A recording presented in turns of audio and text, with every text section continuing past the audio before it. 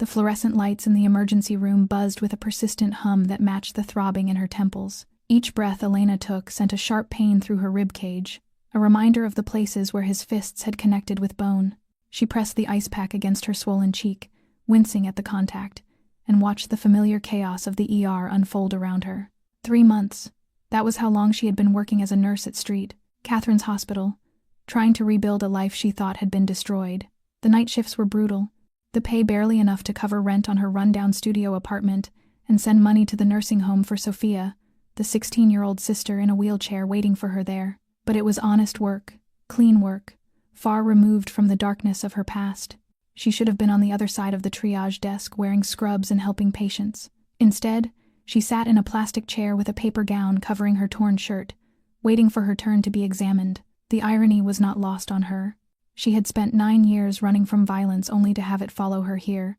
into the one place she thought she was safe. Her stepfather had found her. Elena knew it was only a matter of time, but part of her had hoped he would forget about her, move on to his next victim. That hope died tonight when she came home to find Ray Donovan waiting outside her apartment building, drunk and angry, demanding money she did not have to pay off debts to men that even the devil feared. The fight had been brief but brutal. He had always been stronger than her, meaner. When she refused to let him into her apartment, he grabbed her by the hair and slammed her head against the brick wall. She had kneed him in the groin, just hard enough to break free, and ran. The hospital was only 4 blocks away, and she had made it to the entrance before collapsing against the automatic doors, gasping for breath. Now, sitting in the harsh fluorescent light, Elena felt the familiar weight of shame settling over her like a blanket. The other nurses pretended not to recognize her, but she saw the whispers, the sympathetic glances. Elena Vasquez, the new girl with the rough background. Elena Vasquez, who could not even protect herself. A nurse she did not recognize called her name, clipboard in hand. She stood, clutching the ice pack, and followed her through the maze of curtained examination areas. The hospital smelled like antiseptic and desperation, a combination she had grown accustomed to during her training but never quite learned to tolerate. She left Elena in exam room 7 with instructions that a doctor would be with her shortly. Elena sat on the paper-covered table, the crinkling sound loud in the small space. Her phone buzzed in her pocket, but she ignored it. Probably her stepfather calling to apologize or threaten, or some toxic combination of both. She had learned years ago that nothing good came from answering his calls. The door opened and she looked up, expecting a doctor. Instead, she saw him, Dante Moretti, the man her mother had died, saving 12 years ago. The story is slowly unraveling its darkest secrets, and Elena is on the verge of facing the man for whom her mother sacrificed her own life. And if you find yourself wondering what will come next, take a quiet moment to press the subscribe button and turn on the notification bell, so you will not miss any of the heartfelt stories shared each day, because a single like and share from you can help this tale reach even more hearts, and I find myself genuinely curious about where you are listening from at this very moment. So please leave a comment with the name of your city or your country below to let me know how far our story has traveled across the world. And now let us continue and see what Dante Moretti will say when he looks at Elena in this condition. He stood there, filling the doorway with a presence that had nothing to do with physical size. Tall with broad shoulders and neatly cropped black hair streaked with silver at the temples, and the cold steel gray of his eyes seemed to see through everything and understand even more. While the expensive suit tailored perfectly to his frame cost more than what she earned in 6 months, and blood stained the white shirt beneath the jacket, his knuckles scraped raw and bright, yet it was his face that held her attention. The sharp and angular lines shaped by a violence long restrained but never truly tamed, and a faint scar ran from his temple down his left cheek, the mark of the bullet her mother had taken for him, and for a moment the two of them simply looked at each other, while the harsh fluorescent lights carved shadows across his features, making him appear both younger and older than she remembered, and recognition flickered in his darkening eyes, followed by something she could not name, perhaps surprise or disbelief, and then the memories crashed into her like a tidal wave. She was 15, standing on the blood-soaked sidewalk outside her family's crumbling apartment, gunfire and screams filling the air, as her mother Isabella Vasquez had burst through the door after seeing a stranger about to be shot, acting on instinct with no hesitation, because she had always believed in protecting others, and the bullet had torn through her chest, and Elena remembered running to her, her knees scraping the concrete, while her trembling hands clung to her mother's cooling fingers as the stranger held Isabella in his arms, his clothes soaked with her blood, and with her final breath she had whispered something into his ear, promises and pleas, Words Elena could not fully hear except for her own name, and she had heard his voice low and shaking as he swore to keep that promise. And that man was Dante Moretti, the patriarch of the Moretti family and the most powerful mafia organization on the eastern shore of America, though she only learned that later when newspapers and news reports revealed the identity of the man her mother died to save, a monster or a killer or a king of the underworld depending on who was speaking. And Elena had spent 12 years trying to forget that face and the guilty gray eyes that had watched her mother slip away.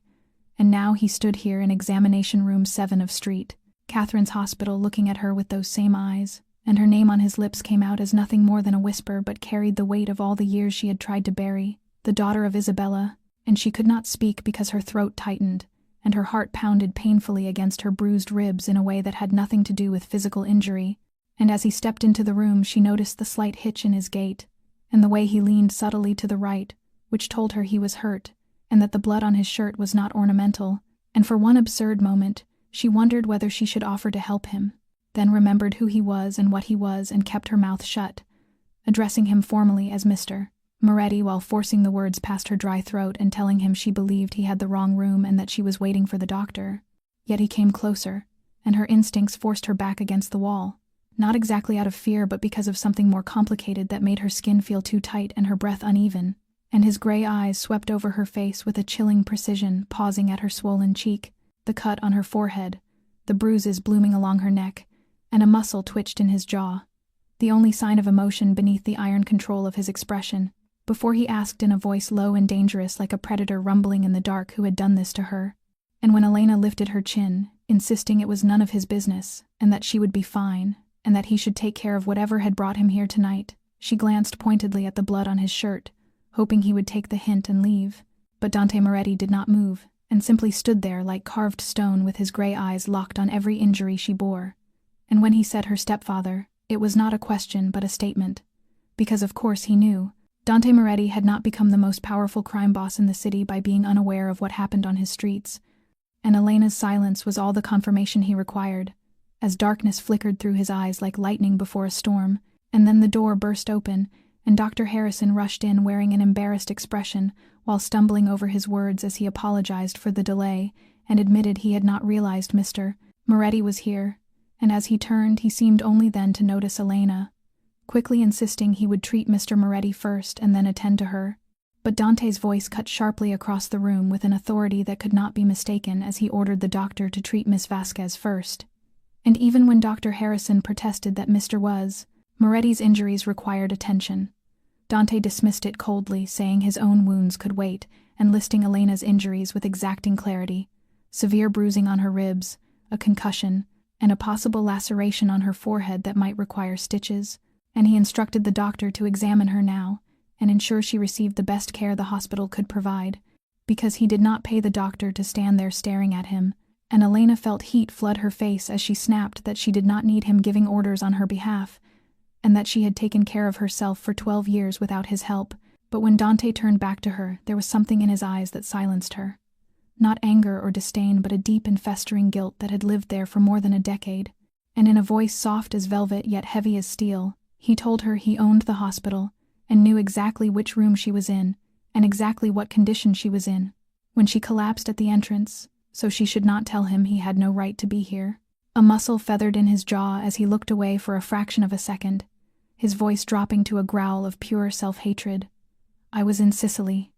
1 month, the only month in 12 years I took my eyes off this city to handle family business, and look what happens. I returned to find the rats have crawled out of the sewers to touch what is mine. He looked back at her,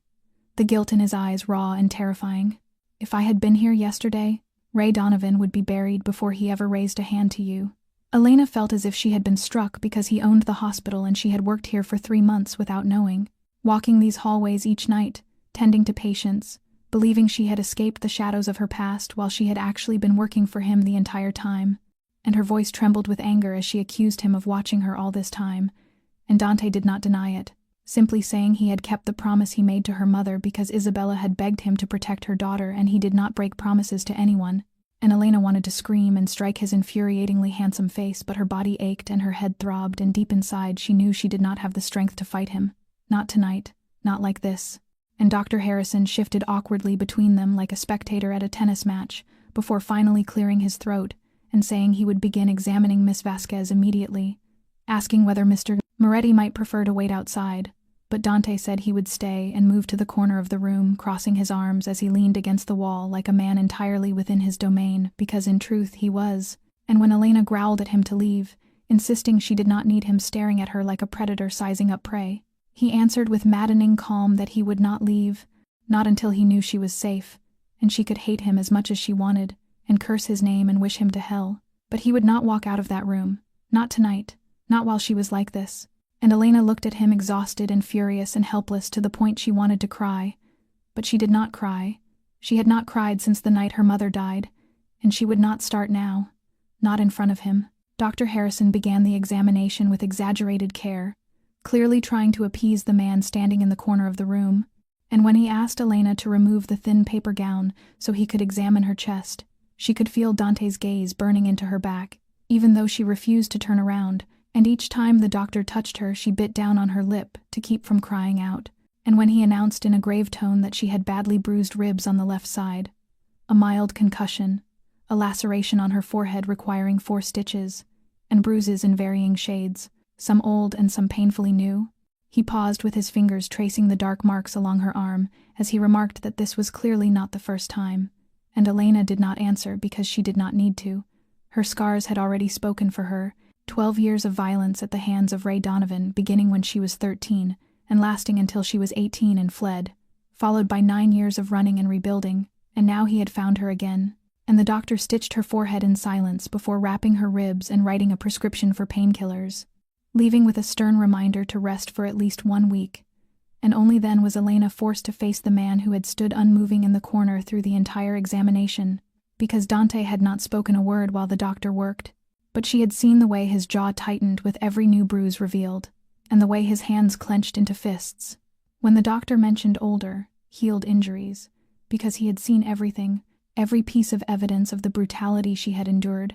and when he finally stepped out of the shadows to ask whether she was ready to tell him the truth, or whether she intended to continue pretending everything was fine, Elena pulled the paper gown back around herself, feeling exposed and painfully vulnerable beneath his unblinking gaze, as she reminded him that he already knew. He had said her stepfather's name. What more could he possibly want? And he told her he wanted to know why she had not called the police, and why she had come here instead of going to a station, and why she had allowed Ray to do this to her over and over again. And she answered with a bitter laugh that the police could do nothing, because Ray had friends in the force, and every time she reported him, he was released within hours, and returned even angrier, and she had learned the hard way that no one would save her. She had only herself to rely on, and when Dante came closer she did not back away because she was too tired to run, and he asked whether she knew who Ray owed money to, and whether she understood why he had suddenly tracked her down after 9 years, and when she shook her head, he told her Ray owed Viktor Kozlov $500,000, and Kozlov was a Russian mafia boss not known for patience, and Ray had promised payment by offering something of value, or rather someone, and the blood drained from her face as she whispered for him to explain. And Dante told her plainly that her stepfather had sold her to Kozlov and planned to use her to pay his debt, and when she gasped in disbelief he told her this was not the first time because at 18 Ray had arranged a similar deal, preparing to sell her to a human trafficking ring from Eastern Europe.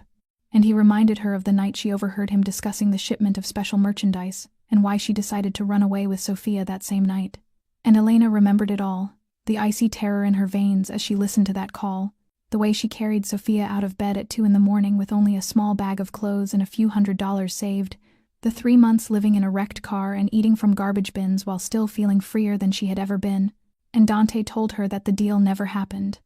The men who were supposed to take her disappeared, the trafficking ring collapsed, and Ray received a warning that if he touched her or Sophia again, he would lose far more than money. And Elena stared at him as the truth seeped into her mind like poison, whispering that it had been him all along during those 9 years, and Dante confirmed it without a flicker of emotion, saying he had promised her mother and he did not break promises, and Elena needed several seconds to absorb what she had just learned, because he had watched over her from the shadows for 12 years without her knowing, and she should have felt grateful or relieved, but instead anger erupted inside her, fierce and burning and uncontrollable, and she pushed herself off the examination table, ignoring the stabbing pain in her ribs, as she demanded whether he believed he had the right to control her life, and whether he thought her mother's sacrifice gave him permission to decide where she lived or what she did, and he answered with maddening calm that he did not control her life. He simply ensured she remained alive long enough to have one. And Elena laughed bitterly, saying she had protected herself and Sofia for 9 years without anyone's help, especially not the help of a man like him. And when he repeated her words with that quiet flicker in his eyes, she declared plainly that she meant a mafia boss, a killer, and that her mother had died saving him, which had been the greatest mistake of her life because she should have let him die. At least then Elena would still have her mother, and the words hung between them like a blade, while she saw his jaw tighten and his hand clench and release because she had struck the one wound in him that never healed. And when he finally spoke again, breaking the suffocating silence, he told her to come home with him where she would be safe until he dealt with Kozlov. But Elena refused, insisting she would return to her apartment because she had a shift in the morning and needed rest, and Dante said she did not understand. Kozlov knew she mattered to him and would use her to reach him. And Kozlov was not Ray. He would not simply beat her and walk away. He would take her and torture her and send her body to Dante piece by piece to make a point.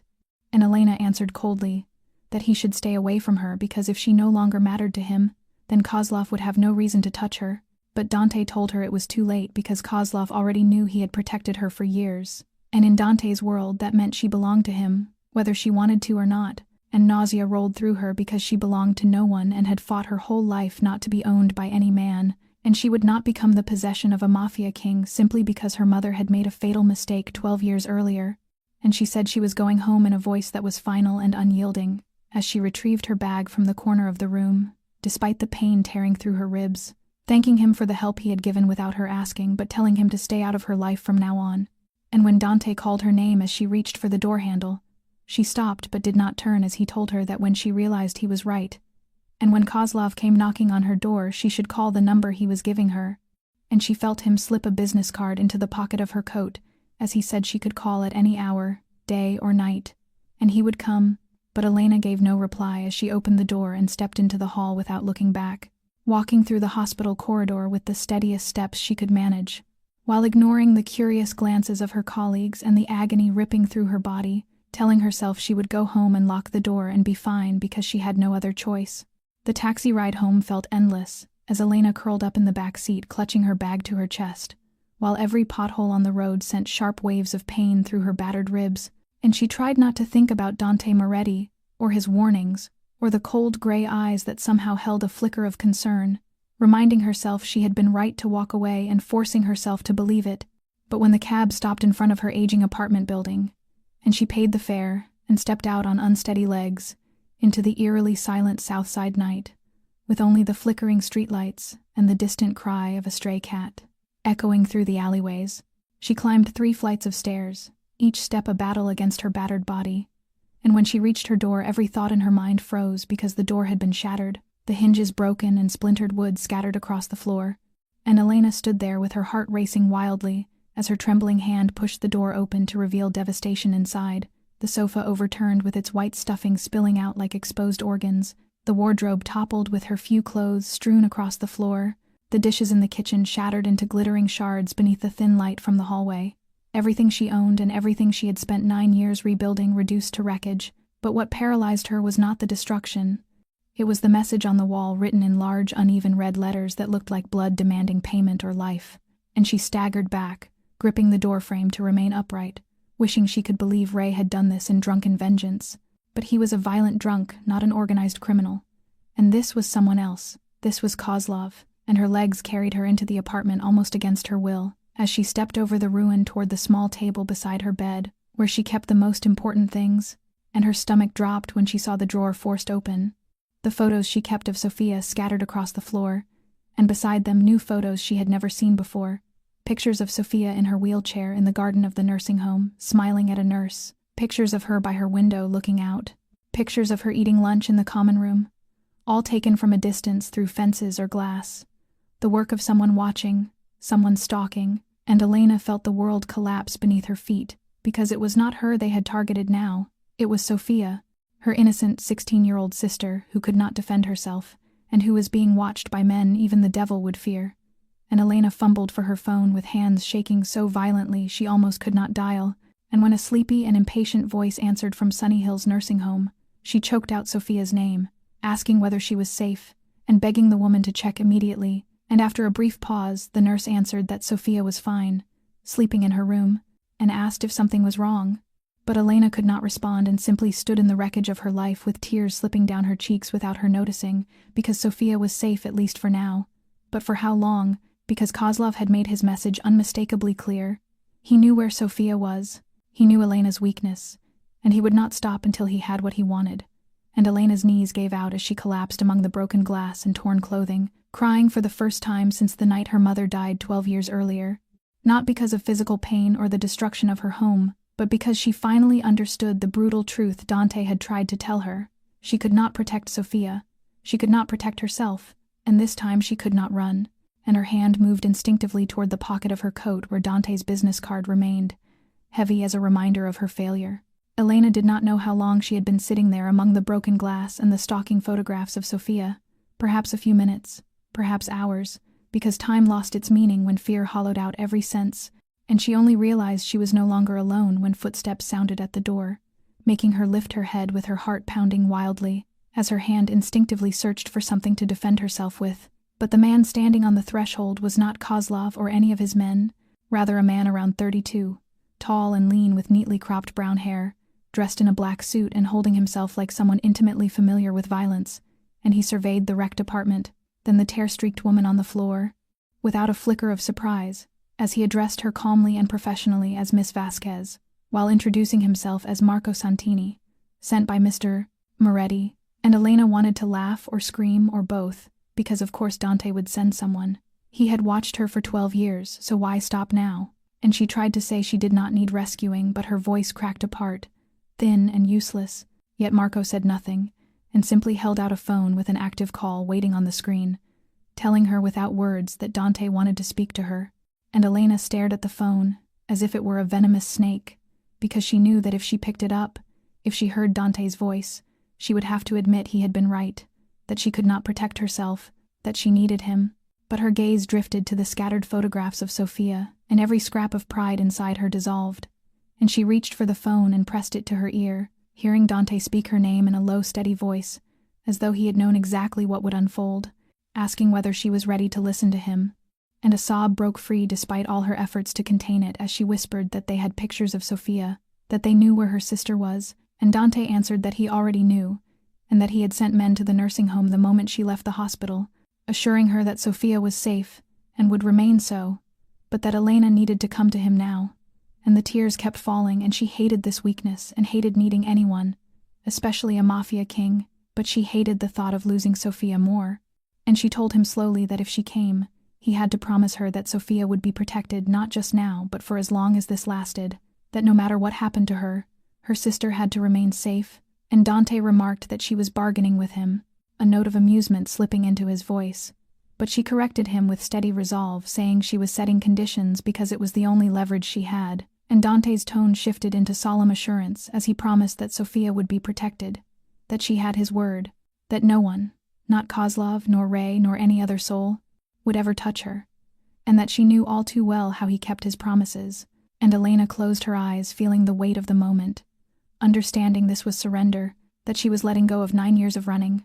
9 years of independence, 9 years of convincing herself she needed no one, and she whispered her agreement, the words like ashes on her tongue, and Dante told her Marco would take her and that she should bring nothing because she would have everything she needed, and Elena did not have the strength to argue as she gave the phone back to Marco and allowed him to help her to her feet. And when they stepped out of the ruined apartment, she did not look back because there was nothing worth remembering in that space, only the wreckage of the life she had tried to rebuild. And now she was stepping into another life altogether, one she was not certain she would survive. The black SUV slid through the dark streets of the city,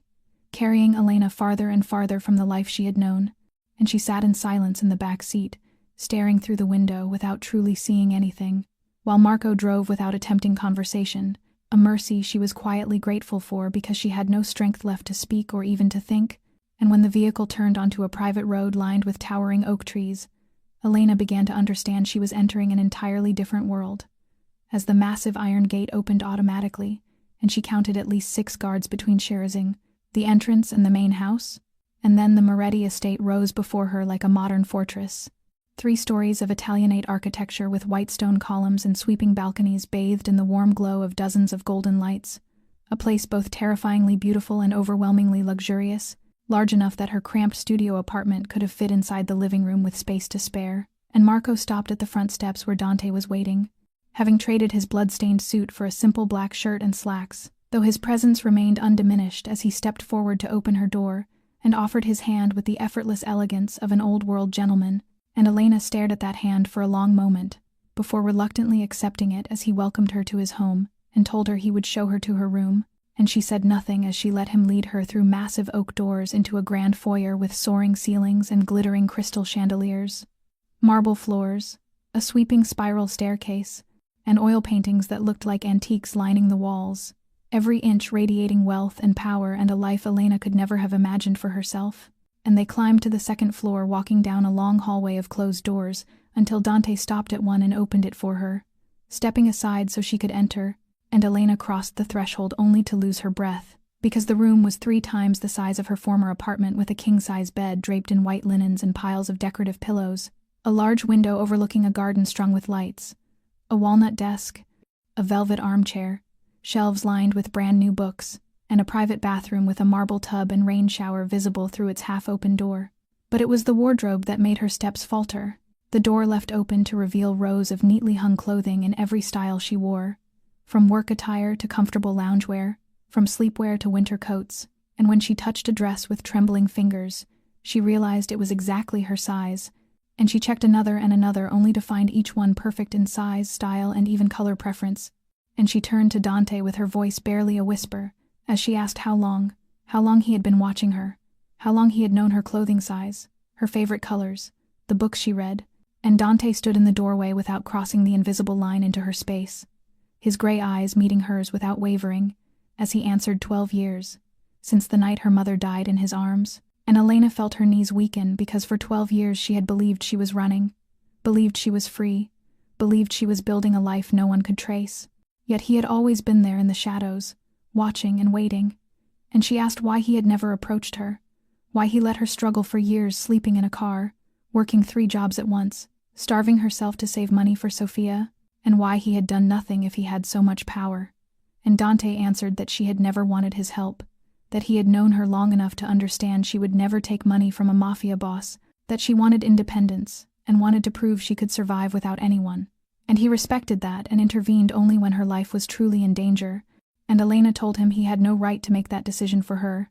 and Dante admitted perhaps he did not, tilting his head slightly. But he had promised her mother, and he kept his promises at any cost, and then he turned to leave, pausing halfway down the hall, to tell her the door locked from the inside, and no one would enter without her permission. And she was free to move anywhere in the house, though she should not leave the grounds, and breakfast would be at 7, and they would speak more tomorrow. And then he disappeared into the darkness of the hallway, leaving Elena alone inside her gilded cage. Elena could not sleep that night as she lay on the softest bed she had ever touched, staring up at the high ceiling and feeling as though she were drowning in luxury. And each time she closed her eyes, she saw the stalking photographs of Sofia, the blood-red message on the wall, and the cold gray eyes of Dante, as he admitted he had watched her for 12 years. And when the first light of dawn filtered through the curtains, she abandoned the attempt to sleep and pulled herself out of bed, her body still aching from Ray's beating, though she forced herself to shower and dress, choosing the simplest outfit in the wardrobe, a pair of jeans and a gray sweater, refusing to be seduced by the expensive clothes around her. And at exactly 7 she went down to the dining room as Dante had told her, finding him already seated with a cup of black coffee before him, reading the newspaper, as though this were an ordinary morning rather than the first day. He held a woman in his home against her will, and he looked up at the sound of her steps, asking if she had slept well, to which she answered no, and added that he already knew that. And Dante folded the paper and set it aside, giving her his full attention as he said she wanted to discuss the rules, and Elena replied, not really, but she assumed she had no choice, and a ghost of a smile brushed his lips before disappearing as quickly as it came, while he told her she could continue working at the hospital if she wished, but Marco or one of his men would accompany her at all times, and she could not contact Ray or anyone connected to Kozlov, and she could not leave the city without informing him. And most importantly, she could not do anything that put herself in danger. And Elena felt anger rise as she asked whether she was essentially his prisoner, and Dante corrected her calmly, saying she was his guest, a guest he had a responsibility to protect, insisting there was a difference, though she said there was none, and pushed away the plate of food a servant had placed before her, accusing him of controlling every part of her life, where she went, what she did, whom she saw, and that this was the definition of captivity. And Dante tilted his head, studying her with a thoughtful curiosity, as though she were a puzzle he meant to solve before asking if she knew why Sophia's nursing home bills were never as high as they should have been. And Elena froze, because she had wondered about that many times, since Sunny Hills was one of the best facilities in the region, with specialized therapists and care for paralyzed patients, and the fees should have been 2 or 3 times what she was paying, though she had assumed it was insurance or some assistance program, and she whispered that he would not dare, even as she already knew the answer. And Dante said 3 years, confirming her fear, explaining that since she had moved Sophia there he had paid the difference, asking her why she thought her sister had the nicest private room, why she had a dedicated nurse, 24/7, why she received physical therapy 3 times a week instead of once, and Elena felt as though she had been slapped because for 3 years she had worked herself to exhaustion, skipped meals, denied herself basic comforts to save money for Sophia, and all the while Dante had quietly covered most of the cost without her knowing,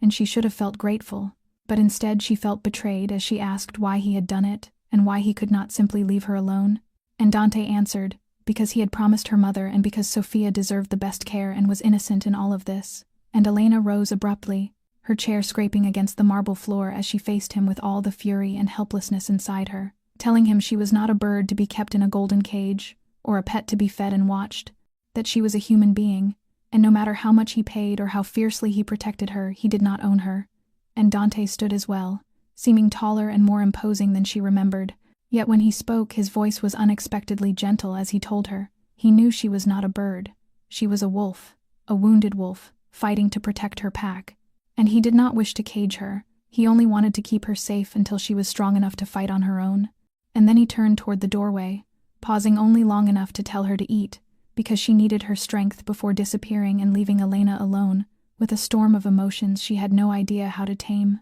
A week passed as slowly as honey dripping to the bottom of a jar,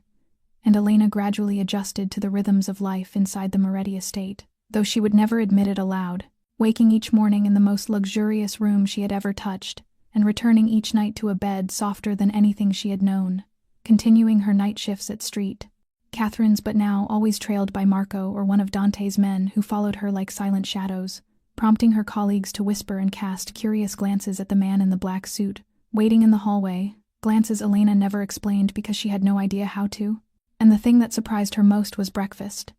because every morning at exactly 7, she entered the dining room to find Dante already seated, a cup of black coffee before him, reading the newspaper as if this were any ordinary morning, rather than the first days of keeping a woman essentially confined beneath his roof, and he never forced conversation. Sometimes they sat through the entire meal in silence, broken only by the sound of utensils and the rustle of turning pages. But slowly that silence became less tense, almost comfortable, and Elena found herself anticipating those breakfasts, a realization that frightened her more than any threat Kozlov could make, and she began observing Dante in ways she never had before, not as a fearsome mafia boss, but as a man, noticing how he addressed each servant by name, remembered their birthdays, asked after their families, noticing how Rosa, the elderly cook who had served the Moretti family for 3 decades, told Elena that Dante had paid for her husband's cancer surgery and never asked for repayment, merely saying it was the right thing to do, leaving Elena unsure what to make of him. And one night when she could not sleep and wandered downstairs for water, she found the library light still on, and paused at the doorway to see Dante seated in an armchair beside the fireplace with a thick book in hand. His face relaxed in a way she had never seen, the usual tension erased to reveal someone younger and wearier. And when she asked what he was reading without knowing why she stepped into the room instead of turning away, he lifted the book to show her the cover and answered Marcus Aurelius, Meditations, a book she knew well from the nights she had spent living in a car with Sophia, searching for steadiness in Stoic philosophy, and she had never imagined a mafia patriarch reading such a thing. So she asked whether he liked philosophy, and he replied that he liked things that helped him understand himself because in his line of work, losing control of one's mind meant losing one's life. And Elena walked deeper into the library, letting her fingers brush the spines of books that had clearly been read, their bindings worn and their margins filled with pencil notes, volumes by Plato, Aristotle, Nietzsche, Camus, A collection that was not for show? And she murmured that he was not what she had imagined, making him ask what she had imagined, and she replied that she had seen him as a monster, with nothing in him but violence and cold blood, and she watched a flicker of pain cross his eyes before he masked it as he answered that he was a monster, that he had killed and would kill again, and he did not apologize for that nor pretend to be good. But that did not mean he could not read books or care about the people who worked for him or keep a promise made to a dying woman, and Elena found herself without words as the version of Dante she had held in her mind began to fracture, leaving her uncertain whether she wanted to rebuild a different version, because it had been easier to hate him, easier to see him as an enemy, as her captor, far harder when he became a man who read philosophy at midnight and remembered his servants' birthdays, and Dante told her she should sleep because she had an early shift, and she nodded and turned away but stopped at the doorway to offer a quiet good night, calling him Mr. Moretti, and he gently corrected her, saying Dante, that when it was just the two of them, she could call him Dante, and Elena did not respond as she walked away, her heartbeat unsteady for reasons she refused to acknowledge. The nightmare came on the 10th night, just when Elena had begun to think she might finally be safe, and in it she stood once more on the blood-soaked sidewalk outside the old apartment building, 15 years old, small and helpless, watching her mother lying on the ground with warm brown eyes turning empty as red seeped through the floral blouse she loved most, and Elena reached for her but her mother drifted farther and farther away, as though sinking into a bottomless dark. And then the scene shifted, and Elena was no longer 15, but back in the shabby apartment of her youth with Ray standing before her, a leather belt in his hand and the stench of alcohol heavy on his breath as he snarled that she thought she could escape him before the belt cracked down through the air. And Elena screamed and screamed, but no one came. No one ever came. And she curled in on herself, waiting for the pain. But instead someone shook her shoulder, a voice breaking through the fog of terror, calling her name, telling her to wake up, that it was only a dream. And she opened her eyes, gasping for air, with her heart pounding so violently, it felt as though it might tear through her chest. And in the dimness of the room Dante's face came into view, his gray eyes filled with worry, his hand still resting on her shoulder, dressed in a black t-shirt and sleep pants, with his hair slightly tousled as though he had leapt from bed the moment he heard her, and he asked if she was all right in a voice so gentle Elena almost believed she was still dreaming, but she could not answer because her body was shaking uncontrollably, and her breath came in short, desperate bursts. And then without warning the tears came, not the silent tears she had trained herself to shed through years of abuse, but a raw, guttural sob from deep within her chest, carrying 12 years of buried pain and fear. And Dante said nothing as he sat beside her on the bed and gathered her into his arms. And Elena knew she should push him away, knew she should keep the walls she had spent so many years building, but she no longer had the strength because she was tired, tired of being strong, tired of fighting, tired of being alone. And so for the first time in 12 years, Elena Vasquez let someone witness her brokenness as she pressed her face into Dante's chest and cried, crying for her mother who died, for the childhood stolen from her, for the sister who would never walk again, for every night spent curled inside a broken-down car, cold and hungry and terrified while wondering if tomorrow would be any better. And Dante held her tighter with one arm wrapped around her back and the other stroking her hair gently, offering no empty reassurances, only his steady warmth and a presence as solid as stone in a storm, whispering against her hair that he would never let anyone hurt her again. Not anyone, not ever, and she did not know how long they stayed like that, minutes or hours. But slowly her sobs softened, and her breathing steadied, and the trembling eased until she remained resting in his arms, listening to the steady rhythm of his heartbeat and feeling the heat of his body, and for the first time in her memory Elena felt safe, not the fragile illusion of safety she used to force upon herself, but a real safety born of knowing someone would stand between her and the darkness, a realization that frightened her more than any nightmare ever could. After that night of nightmares, everything shifted in ways Elena could not define. And although she and Dante never spoke of what had happened, or of the hours she had spent crying in his arms, something unspoken lingered between them, a fragile, invisible thread woven from vulnerability and silence, a connection she did not know how to hold or how to sever, and she began allowing herself to think of Dante differently, to think of him as a man rather than only a Mafia patriarch. But on the 14th night, whatever illusions she had begun to build shattered entirely when she found herself unable to sleep, partly because of her late shift, and partly because thoughts of Dante spiraled endlessly in her mind, and she went downstairs for water moving through the familiar darkened halls, but instead of turning right toward the kitchen, she heard strange sounds drifting from the basement, muffled voices, strained breaths, and Dante's voice colder and more distant than she had ever heard. And she knew she should not go down there, because every instinct she possessed screamed at her to turn back, not to look, not to know, yet her feet carried her forward toward the stairs, and the steel door left slightly ajar with a thin line of yellow light spilling through, and standing in the shadows, she looked through the gap and watched the world she was trying to rebuild collapse, seeing Dante in the middle of a bare concrete room with his sleeves rolled to his elbows and blood smeared along his forearms. And before him a man was tied to a chair, his face swollen beyond recognition, blood dripping from his nose and mouth forming a dark pool at his feet, while Marco stood silently in the corner, expression carved from stone, and Dante spoke with a voice she did not recognize as the same man who had held her as she cried, a voice devoid of warmth or mercy as he asked for the last time what information had been sold to Kozlov. And when the man tried to answer, Dante cut him off, picking up a small knife from the table and driving it through the traitor's bound hand without hesitation, the scream ripping through the basement as Elena covered her mouth to keep from crying out. Frozen in place, though she wanted to run, unable to look away as Dante slowly withdrew the blade with clinical precision and set it on the table, tilting his head with a cold, curious detachment as though studying an insect, telling the man he still had 9 fingers and then 10 toes and then other body parts and that he had the entire night while the traitor did not. And Elena did not hear the response, because she had already turned and fled, running up the stairs, running through the hallway, running into her bathroom, where she collapsed before the toilet and retched until there was nothing left, until her body trembled and her limbs felt hollow. Because this was the true face of Dante Moretti, not the man who read philosophy in the library, not the man who had held her through her nightmares, but a creature born of violence, a cold-blooded killer capable of torture without the slightest flicker of remorse. And Elena sat on the cold tile floor hugging her knees as she tried to stop shaking, thinking of her mother who had died saving a man like that, thinking of herself, of how she had begun to feel safe in the arms of a monster,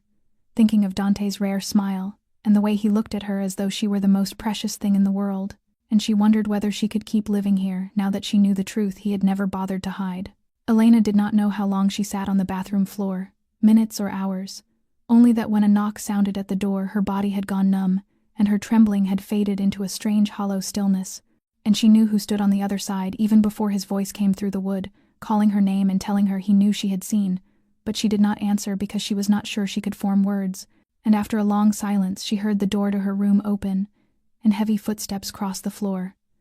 Though he did not try to force the bathroom door, nor even approach it, simply stood there separated from her by a thin wooden barrier, as he said he would not apologize because the man downstairs had sold information about her to Kozlov, and was the reason her apartment had been destroyed,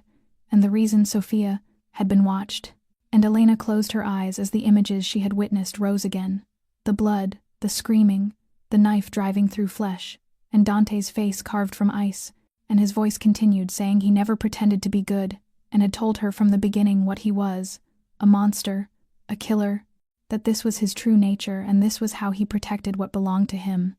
And Elena whispered that she did not belong to him, making Dante exhale heavily before admitting perhaps not, but she was under his protection and anyone who threatened her would pay,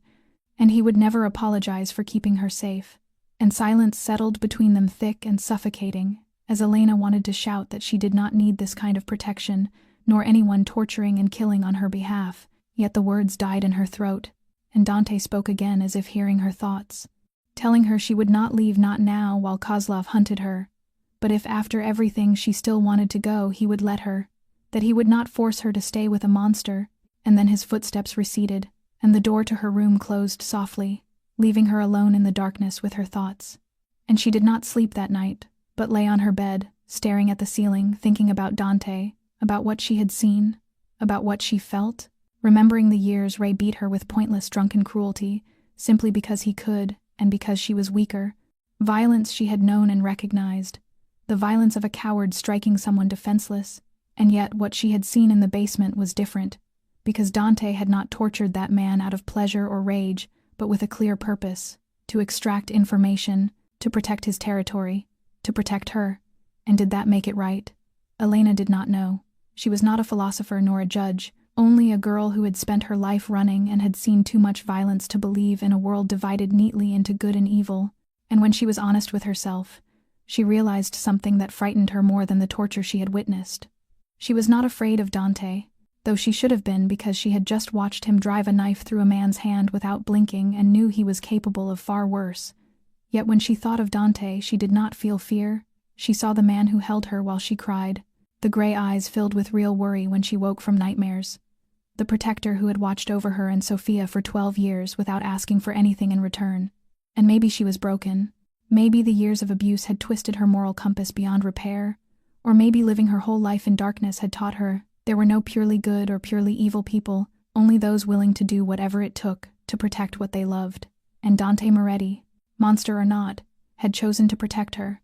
And by the time dawn seeped through the curtains, Elena had her answer. She was not running. Not because she could not, but because she did not want to. The next 2 weeks unfolded in a strange dance of closeness and distance. And after the night Elena witnessed Dante's brutality and still chose to stay, something between them shifted in ways subtle yet undeniable, because neither of them spoke of it, but both knew a boundary had been crossed. And on the second day after that night, Dante offered to teach her self-defense, and Elena agreed without hesitation because she needed to feel control again, needed to know that if danger ever came for her and she stood alone, she would still be able to fight. And the basement gym of the estate was equipped like a professional training center with mats and sandbags and all sorts of equipment she did not know the names of. And during the first session, Dante taught her the basics, the stance, the balance, the way to curl her hand to punch without breaking a finger, patient and methodical and keeping a respectful distance, touching her only to adjust her posture. But by the third session, something began to change when he taught her how to escape being held from behind, and he stepped in close with his arms around her, and suddenly the air in the gym grew thick and heavy until she could barely breathe, because she felt the heat of his chest against her back, smelled the mix of sandalwood and something darker, more masculine, felt his breath at her hair, and her body reacted in ways her rational mind could not control, and his voice came lower and rougher than usual, as he told her to drive her elbow into his ribs, then stomp his foot and turn away. And she followed the motions, but when she turned she found herself face to face with him only inches apart, staring into gray eyes darkened by something she did not dare name, and they stood there breathing hard. And Elena could not tell whether it was from the exercise or from something else entirely, until Dante stepped back, breaking the moment, and praised her with a steady voice as though nothing had happened, telling her to continue. And that same script repeated itself again and again throughout the 2 weeks, each session thickening the tension between them until it felt electric and unmistakable, with moments when his hand pressed at her hip to guide her stance, and she felt his fingers tighten more than necessary, and moments when he pinned her to the mat in a grappling move, and she looked up to find his eyes blackened with restrained desire, and moments when she was certain he would kiss her, when she wanted him to kiss her, but he always stepped away, always reset the distance, always reasserted control, until one night after a session so charged Elena thought she might combust, she finally broke, standing in the middle of the gym, drenched in sweat, and breathless as she asked why he always stopped, insisting she was no longer a 15-year-old girl and could make her own choices. And Dante stood a few steps away with his back to the punching bag, and she saw the familiar tightening of his jaw as he told her she did not understand, pushing her to demand, he explained. And she stepped closer, watching him go rigid as though she were more dangerous to him than any enemy he had ever faced. And he whispered that he had made a promise to her mother,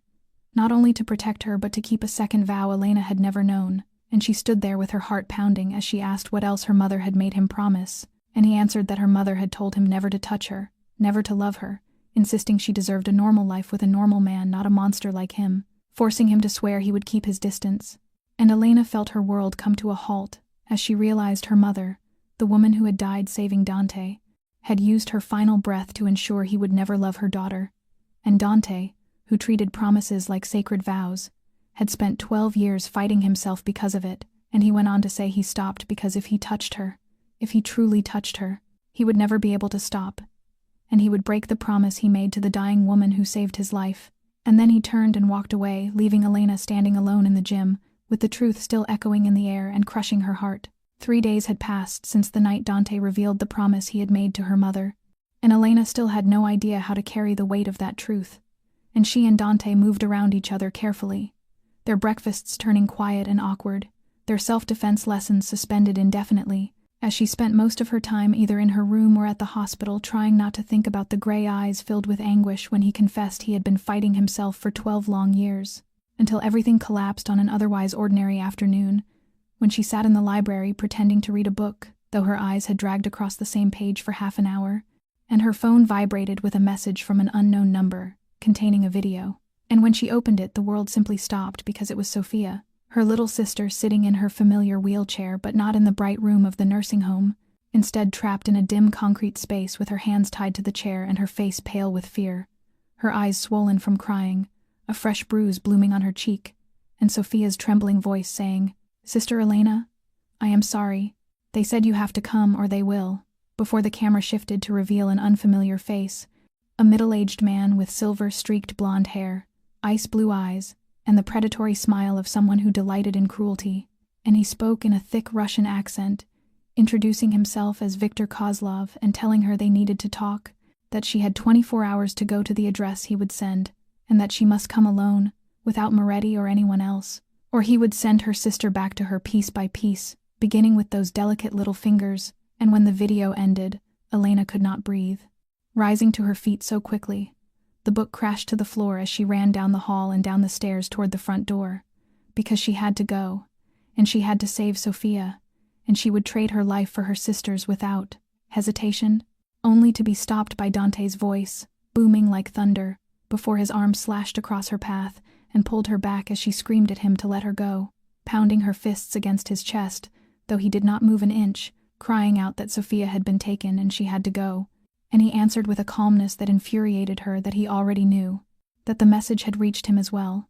And when she stared at him with wet, furious eyes, demanding how he could stop her if he understood, insisting it was her sister, her baby, and that they would kill her if she did not go, he tightened his grip on her shoulders and told her that if she went they would kill them both, because Kozlov did not want negotiation, he wanted leverage against him, he wanted war, and Sophia was the bait. And Elena sobbed that she did not care about war or territory or anything else,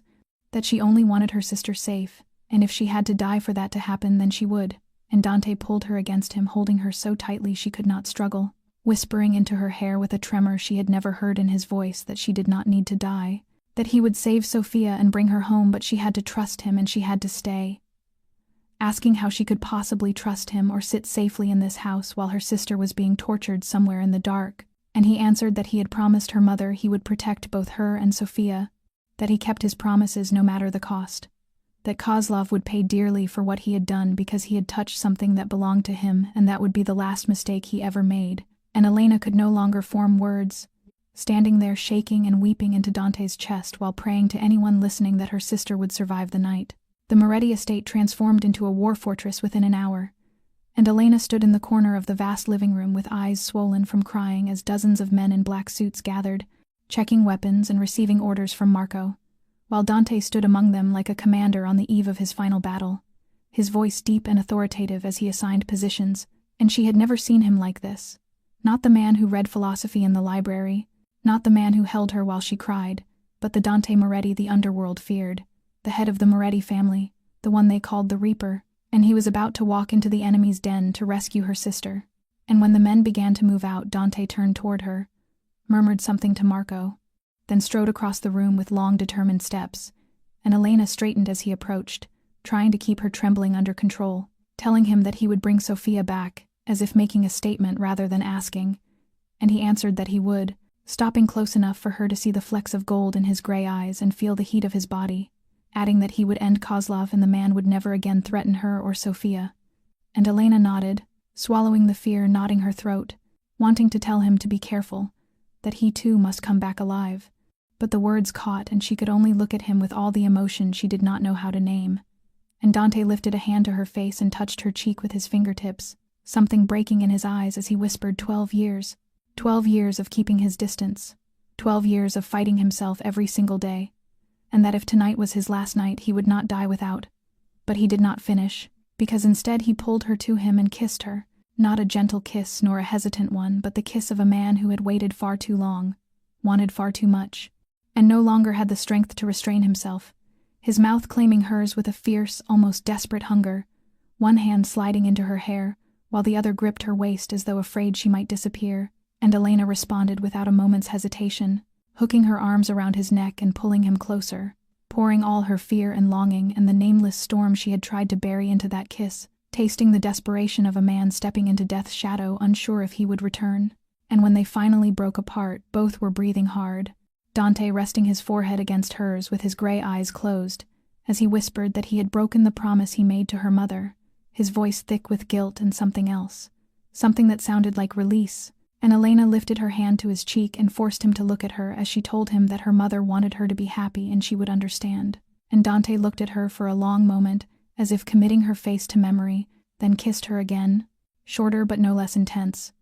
telling her to wait for him before turning and walking away without looking back. And Elena stood there with her lips still burning from his kiss, watching until the door closed behind him, knowing that this would be the longest night of her life. The abandoned warehouse on the eastern docks was Kozlov's den, the place he believed no one would dare touch. And he was wrong, because Dante and 20 of his men entered at 2 a.m, silent as ghosts and deadly as the Reaper's blade, the outer guards falling before they could make a sound, their throats opened cleanly by Marco and the advance team. And Dante did not bother lifting a hand for such small prey, as he saved his strength for the man he had come for. And when the steel door of the warehouse blew open under the force of explosives, hell poured out, gunfire roaring through the enclosed space, screams erupting, curses shouted in Russian, bodies thudding onto concrete as Dante moved through the chaos like a storm, the gun in his hand spitting fire with deadly precision, one bullet to the head, one to the chest, wasting no ammunition, no time, no mercy, because mercy had no place here. And Sophia was somewhere inside this building, and he would burn the world to the ground if that was what it took to bring her out alive. And the first floor was cleared in 5 minutes, with 6 of Kozlov's men lying motionless in their own spreading pools of blood under the flickering neon lights, and Dante did not spare them a second glance, as he signaled Marco to take a team to the basement, while he and the remaining men moved upward, the metal stairs rattling under their weight. And when Dante reached the second-floor hall, he heard crying, the soft, desperate crying of a young girl, and he kicked open the nearest door to find Sophia still bound to her wheelchair, her face wet with tears and terror, 2 guards turning their guns toward him as the door swung open. But Dante was faster, firing twice in quick succession, and dropping them where they stood, one with a bullet to the head and the other to the throat, then stepping past their bodies, as if stepping past refuse, crossing the room with a gentleness so at odds with the carnage behind him as he cut the ropes and told her she was safe, that he was Dante Moretti and her sister had sent him to bring her home. And Sophia looked at him with the same brown eyes as Elena, trembling yet flickering with hope as she asked if her sister was all right, and he told her she was waiting at home before ordering one of his men to take her to the car and protect her with his life. And once she was safely escorted out, Dante pressed deeper into the warehouse, knowing Kozlov was still hiding somewhere, because rats never flee their holes when war erupts, and Viktor Kozlov was far too arrogant to run, and he found him in the 3rd-floor office, trying to escape through a back door with a suitcase of cash, greeting him with a cold question about where he thought he was going. And Kozlov turned with fear, widening his eyes at the sight of Dante standing there with blood on his shirt and a smoking gun in his hand, stammering that they could negotiate now that the girl had been returned, that there was no reason for further violence. But Dante cut him off, telling him he had touched what belonged to him, that he had kidnapped an innocent child, beaten her, terrified her, and that there was no negotiation for such things. And when Kozlov reached for the gun hidden behind him, Dante shot him in the hand and then the knee, dropping him to the floor screaming, standing over him with eyes devoid of mercy, and telling him that if he wanted war, he had it. Before placing the final bullet through his forehead and ending the Russian kingpin's life in an instant, and Dante lingered only a moment before turning away because there was one more task left, and he found Ray Donovan chained in the basement like the dog he was, the man who had sold Elena's location to Kozlov to settle his debts, the man Kozlov had kept as a prize to offer Elena if she came. And Dante pulled out his phone and called her, telling her that Sophia was safe and on her way home, listening as Elena's sobs of relief spilled through the speaker until his chest tightened, then telling her there was one more thing, that her stepfather was here, and asking what she wanted him to do with the man, and silence stretched across the line before Elena spoke with an icy calm he had never heard from her, telling him she wanted Ray to never find them again. And Dante looked at Ray and smiled, the smile of death itself, promising her she had his word. And that night Ray Donovan disappeared from the earth, no body ever recovered, no questions ever asked, as if he had never existed at all. And for Elena Vasquez, that was exactly what she wanted. Sophia arrived at the Moretti estate at 4 a.m, and Elena ran to her with tears streaming as she pulled her sister into her arms, feeling the small, trembling body pressed against her, and whispering apologies and love she had held back for far too long. And Sofia cried into her shoulder, but it was the sound of relief, not terror, and Dante's private physician came to examine her and confirmed she had only minor bruising with no serious injuries, and Elena guided her into the room, prepared beside her own, equipped with every form of support a disabled child might need, and with a nurse stationed there around the clock. And when Sofia finally fell asleep, exhausted by the nightmare she had endured, Elena allowed herself to think of Dante, who had not returned, and when she found Marco, he told her Dante was back but had locked himself in the library, refusing medical attention, and her heart tightened at the thought of the blood on his shirt when he left, the way he had walked out like a man uncertain he would return. So she pushed open the library door and saw him sitting in his familiar armchair beside the dim fireplace, with a half-empty bottle of whiskey at his elbow, staring at nothing with hollow eyes, his shirt soaked in blood, some of it his enemy's, but she saw the tear at his left shoulder, where fresh blood still seeped through the cloth, and she told him he was hurt, her voice more statement than question as she stepped inside and shut the door.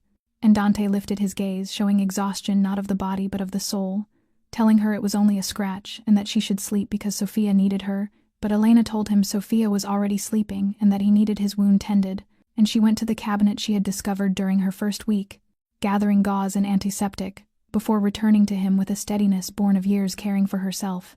telling him to take off his shirt, and he held her gaze a long moment, as though weighing whether to resist, before finally exhaling and removing the blood-stained fabric, revealing a body mapped with muscle and scars, and Elena knelt beside him cleaning the wound, a through-and-through bullet graze, not deep but still requiring care, her hands practiced and precise even as her heart raced, feeling the heat of his skin under her fingers, smelling gunpowder and blood and that scent that was his alone, when he asked in a low, trembling voice why she was doing this, why after everything she had seen him do she would still remain, and she answered simply that he had saved her sister, that he had kept his promise, and he told her he had broken another promise, the most important one, and the pain in his voice stilled her hands as she lifted her eyes to meet the storm inside his, and she reminded him that he had already told her about the vow never to love her, and he whispered that her mother had said those words directly to him, his hand rising as if to touch her but falling again,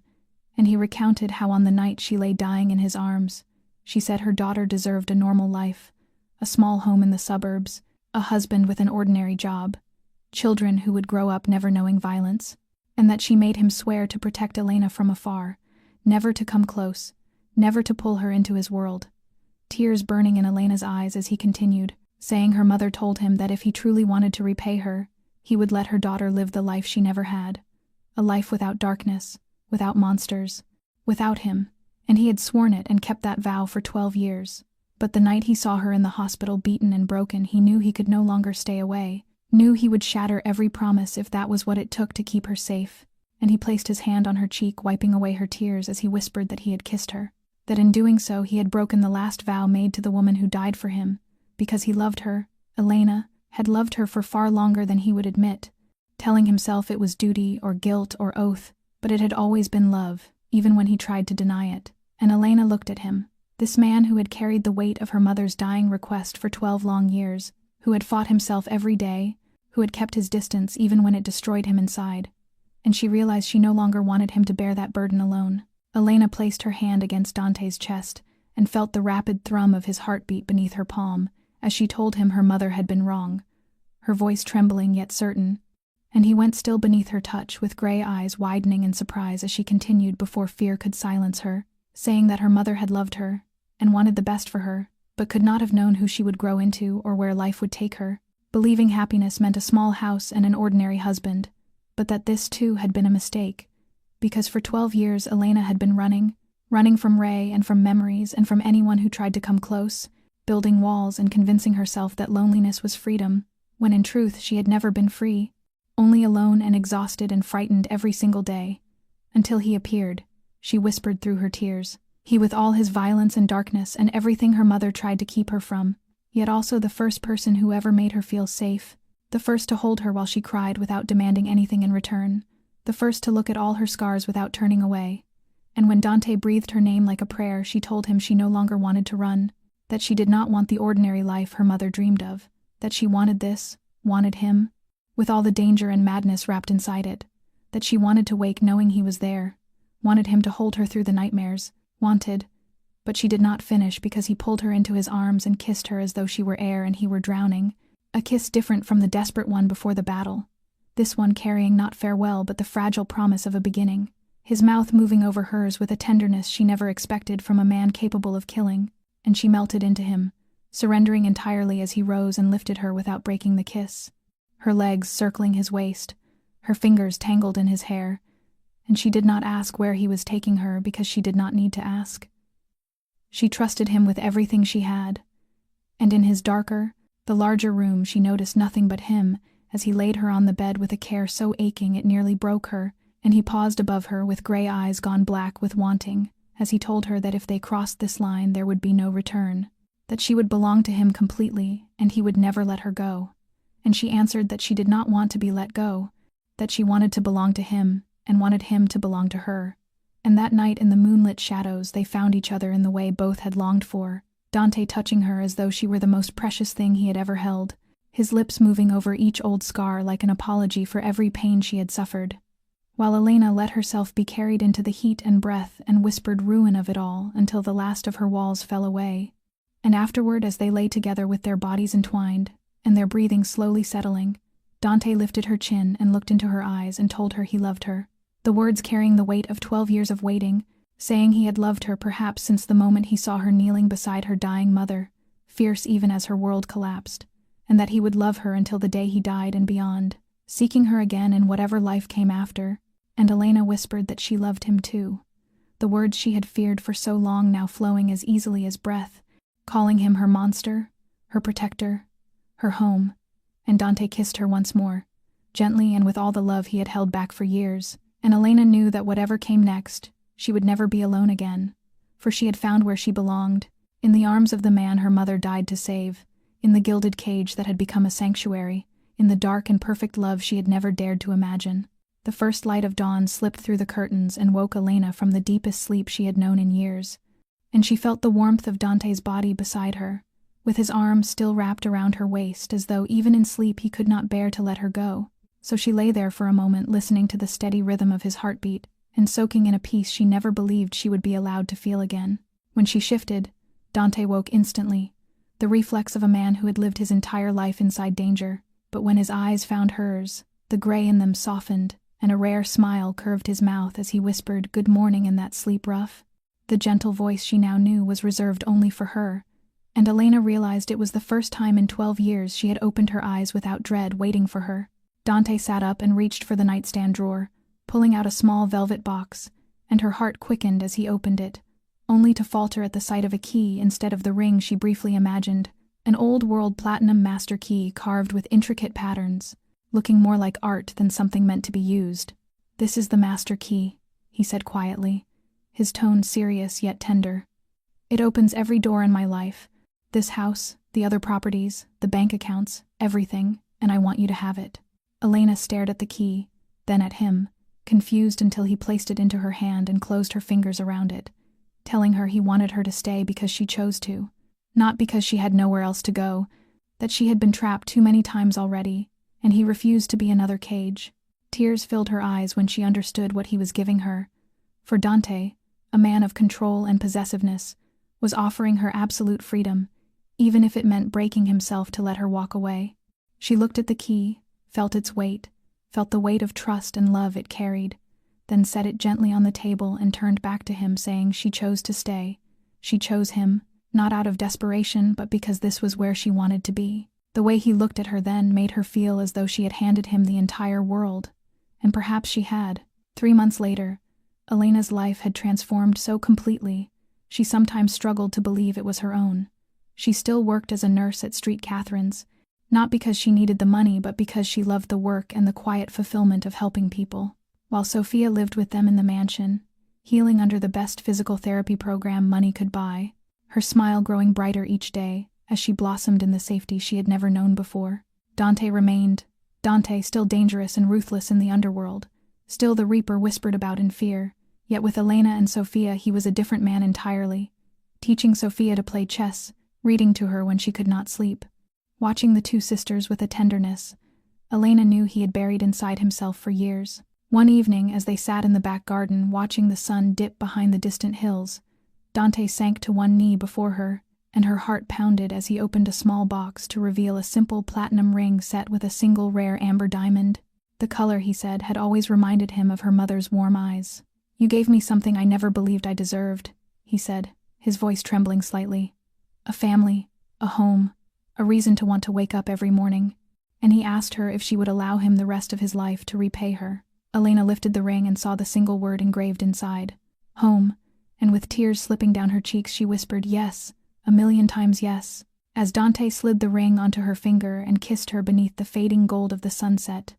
Elena thought of her mother, the woman who had given her life to save a stranger, who used her final breath to shield her daughter from darkness. She had been wrong about Dante, but she had been right about one thing: Elena deserved happiness. And for the first time, Elena truly felt it. She watched Sophia laughing in her wheelchair beside Rosa in the garden, then turned to the man her mother had died to save, the man who had kept his promise for 12 long years, the man who had loved her from the shadows and finally stepped into the light. She thought of her journey from the 15-year-old girl kneeling beside her mother's body, to the young woman sleeping in her car with her sister,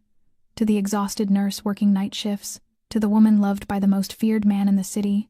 and she realized that life had never gone the way she planned. Yet perhaps that was its strange and beautiful truth, the gilded cage becoming a throne and the monster becoming her home. The story of Elena and Dante may not be the fairy tale many expect,